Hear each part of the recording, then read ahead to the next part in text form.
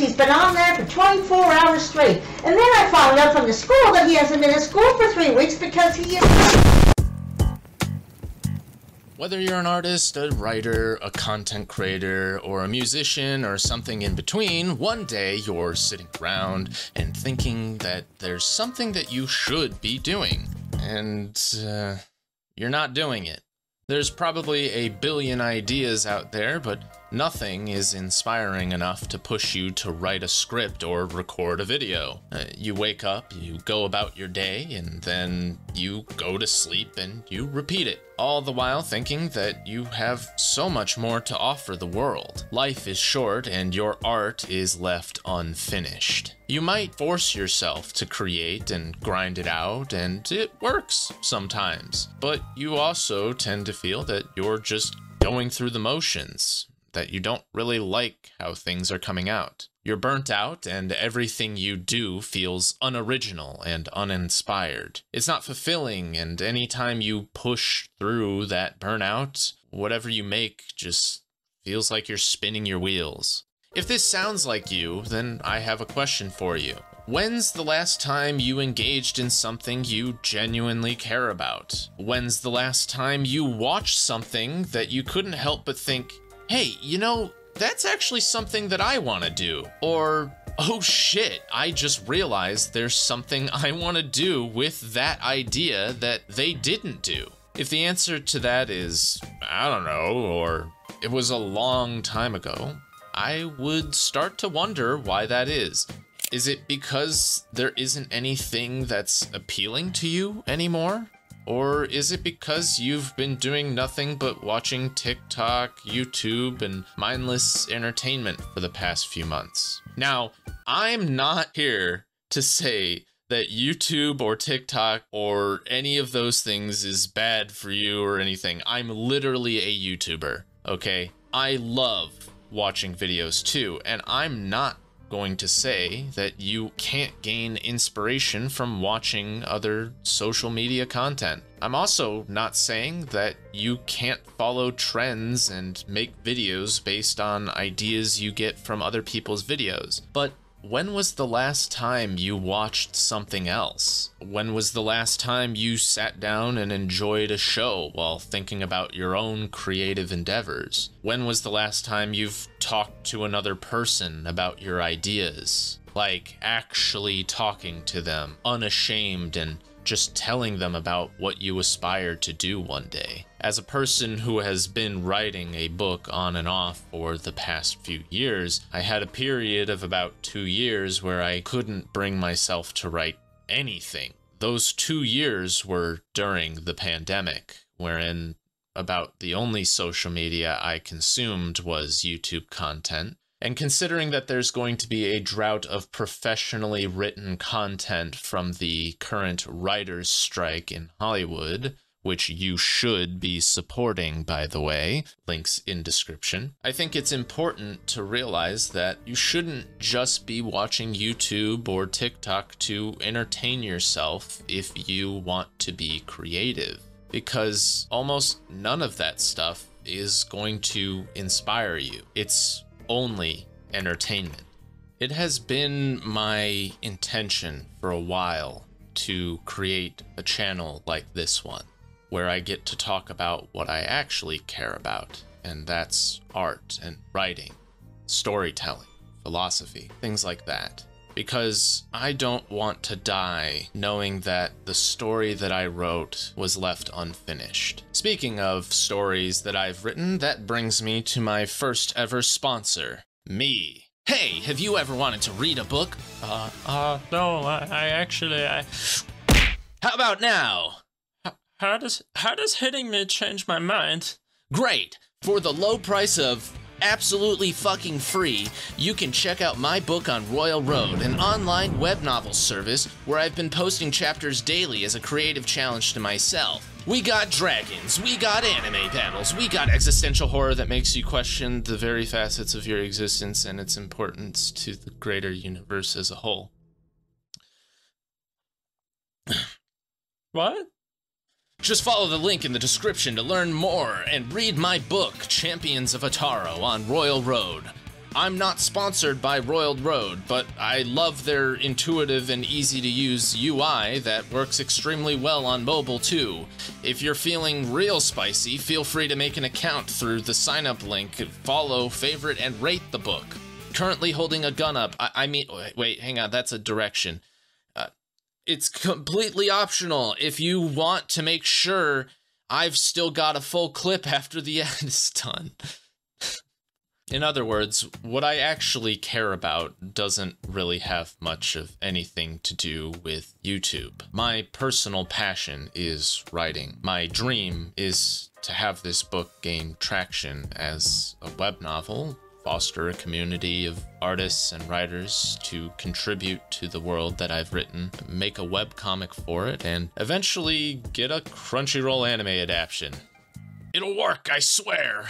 But here I am during the pandemic, playing video games, occasionally doing art videos and streaming, and then absolutely fucking nothing for almost an entire year. I really was not doing anything. I had no inspiration to make videos, let alone write. But why? Well, it's because the content I was consuming wasn't content that inspired me. And then something changed. I started watching anime with my friends, and all of a sudden I got my inspiration back. In fact, I had so many new ideas for my story. And so I did the right thing and I wrote those ideas down when I got them. I also got a job that forced me to drive somewhere for only a few minutes every day. The drive was too short to play any music, but it was just long enough for my mind to wander. In that job that I did, what would happen is I would usually finish my work, have nothing to do, get bored, and then start writing about ideas that I had in my head. My mind was finally allowed to wander for the first time in a long time, and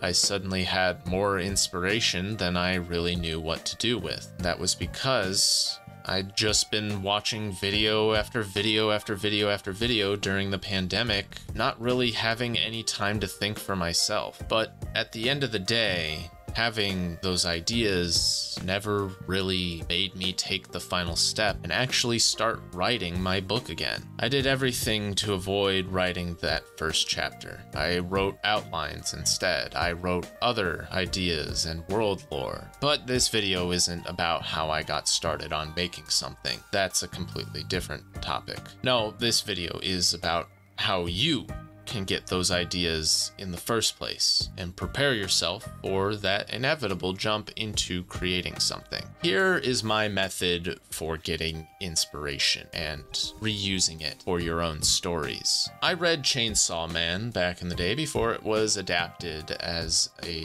anime.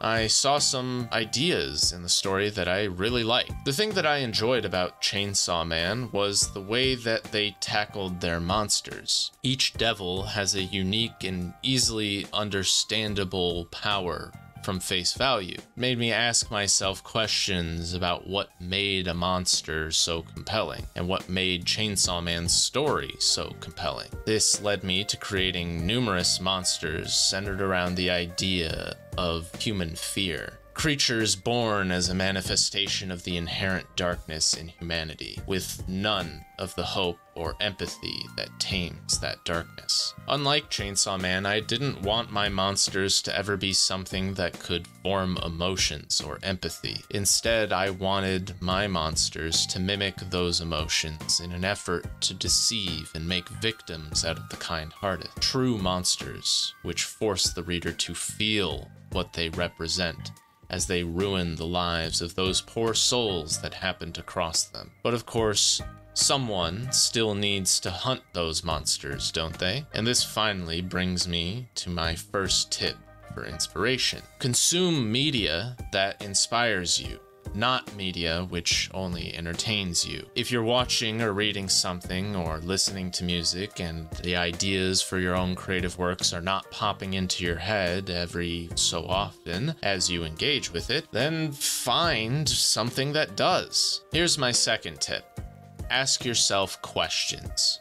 What do you like about the things you consume? What are the things that other writers do which inspire you? What are parts of a story that really stick with you, and why do they stick with you? Reach some level of understanding of what you enjoy and why you enjoy it, and how the writer comes to make you enjoy it. Then, my third tip for you: break down those things into their most basic parts so that you can use those parts for your own story. I'm going to give you an example of a story I've broken down into its most basic concepts, but I'm going to show you a simplified version first.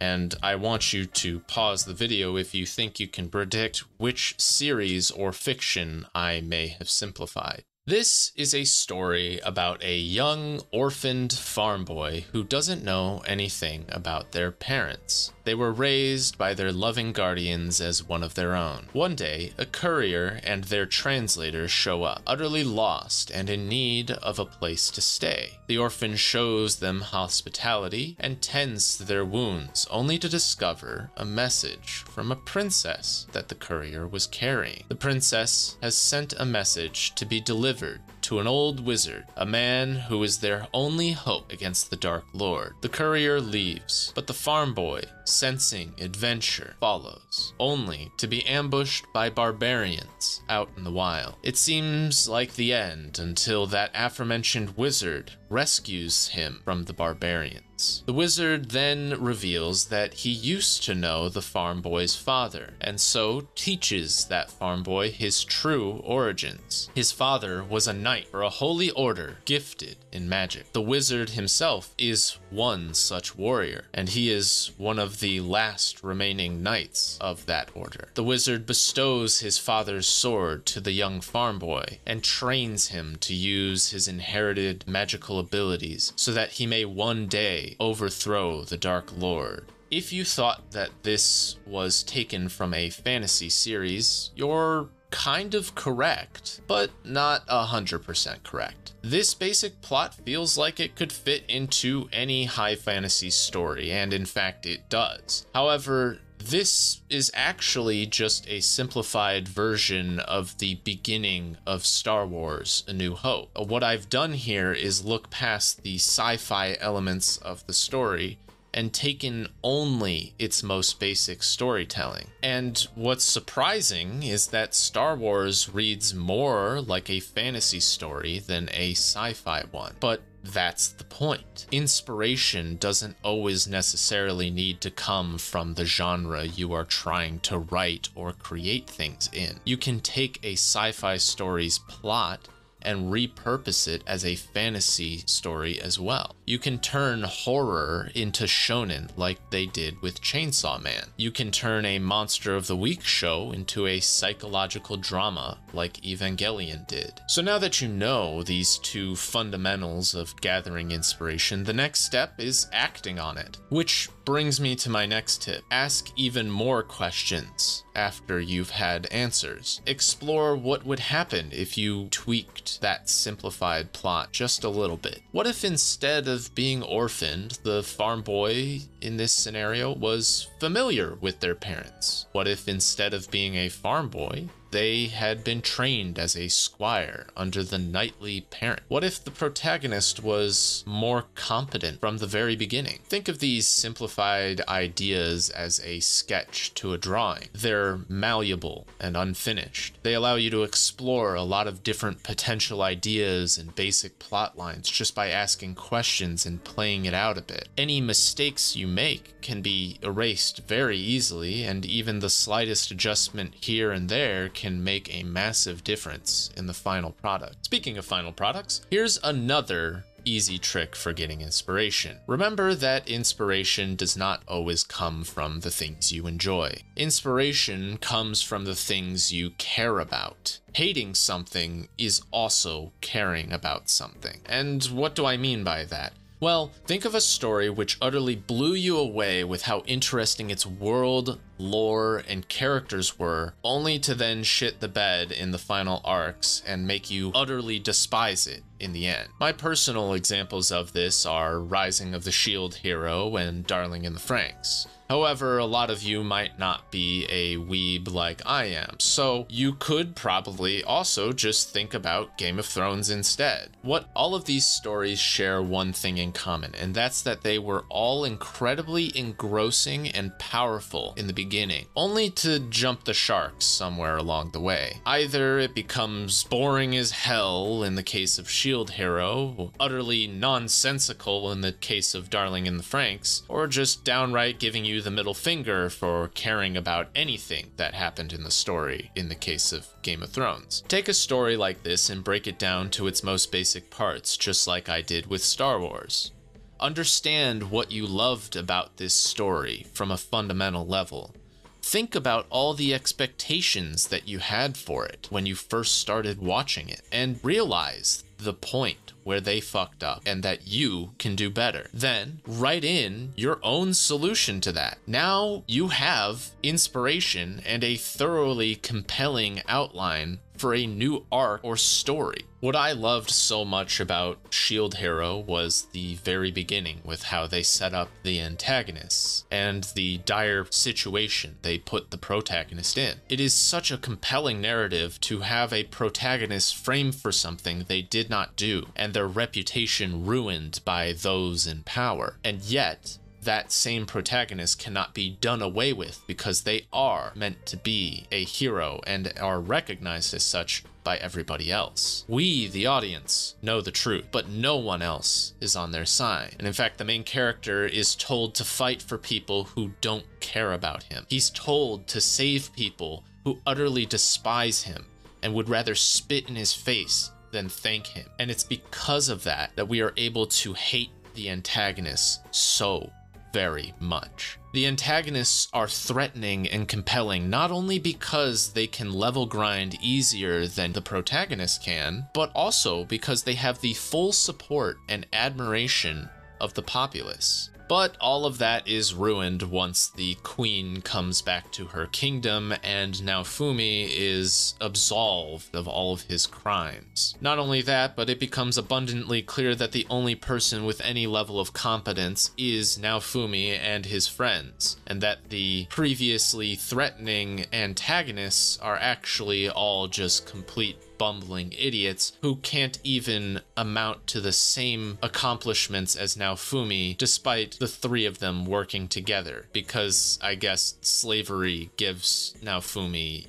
a better chance, or whatever. Darling in the Franxx is another example of this. They established incredible world lore. They gave me all of the mysteries that my brain tended to tingle with. I wanted to know more about how things came to be like they were and why they did these things. Humans had been driven to small moving fortresses to evade monsters that plagued the barren wastelands of what used to be Earth. There were rumblings that these creatures are the reckoning for humanity's greed. Zero Two is a tortured soul, but a free spirit. She is wild and untamed, but that doesn't make her cruel or evil. She has an indescribable attachment to the protagonist, but she's never defined by her love for him. She has agency and independence, right along with any other character on the roster, and in fact has it more so than any other character. Darling in the Franxx is a coming-of-age story. Kids who are learning how to conduct themselves around the people they come to love. There is symbolism and metaphors for sexual consent and respecting boundaries plastered all throughout the show. Humanity has been taught that love and lust are one and the same by the higher powers who control them. And soon, the protagonists will come to realize that the artificial happiness the adults inject into their bodies is nothing in comparison to the true and genuine human connection. And she's a giant space bride. And there's space aliens and, fucking Christ. Why are there fucking space aliens now? Why don't any of the other characters matter anymore? Why is Zero Two so fucking boring Holy shit, what's going on? Guys, getting together for the first step of a relationship, there's more to life than just chasing a girl. Holy fucking shit, there's more to life than just the chase. Oh my god. My boy is still getting cucked. He's still getting cucked by the blue hair girl. Why? Alright, dude, bro, just fucking move on from that bitch. She ain't loyal. She's never gonna be loyal to you. Fuck, oh my god. Oh my god. Oh. Fuck it. I'm writing my own story. And so I did. These two stories gave me incredible inspiration for the arcs that I wrote about in my own book. They give me a good understanding of characters that I enjoyed and what makes me not enjoy them anymore. I know what not to do, and I also know what to do. I won't exactly go into too much detail about the parts of my story that are inspired by things like this, because some of the parts haven't even been made public yet. They haven't even been fully written, even. All I can say is that you should read my book and try to understand where those inspirations come from. See if you can spot them. If I know Shield Hero gets boring once Naofumi's name is cleared, or that Darling in the Franxx just becomes an absolute fucking shit show in the last few episodes, then I know what to avoid in my own stories and write a better one with those same core elements that I enjoyed so much in the beginning. So, just to summarize what I've gone over, because I have a terrible time organizing my thoughts, here are some easy tricks for getting inspiration. 1. Consume media which inspires you, not just media that entertains you. 2. Break down inspiring media into its most basic parts and study it. 3. Change the basic concepts around and explore new ideas early on to see if you can make something you like even more. 4. Inspiration comes from anything that gets you to care about it in some way, shape, or form. You can be inspired by what you hate just as much as by what you love. 5. Find a story that you loved deeply, which did not live up to your expectations, and then realize that you can actually make that story live up to its expectations. Just don't copy everything. 6. If I'm going to have a hidden number 6 on this, I would also say give yourself time and space to think. Whether it's going on walks or taking showers, driving to work without music, or just laying in bed and staring at the ceiling for a bit. All of these things can make you a better writer and allow ideas to come to your head. So I really do advise giving yourself a time to turn off and just be with your own thoughts for a while. And yeah, that's all I have for you today. And you know, I don't feel like I achieved everything I set out to do with this video, but I think this is a decent start. These might be tips that work well for me, but they might not work for you and your process. I don't really have all the answers here, since I'm kind of just learning like everyone else. However, I at least think that I've got a few good notes and tips that can maybe help at least one more person to get inspired to create their story. But as I always say, that story can never be written unless you actually start it. So start writing.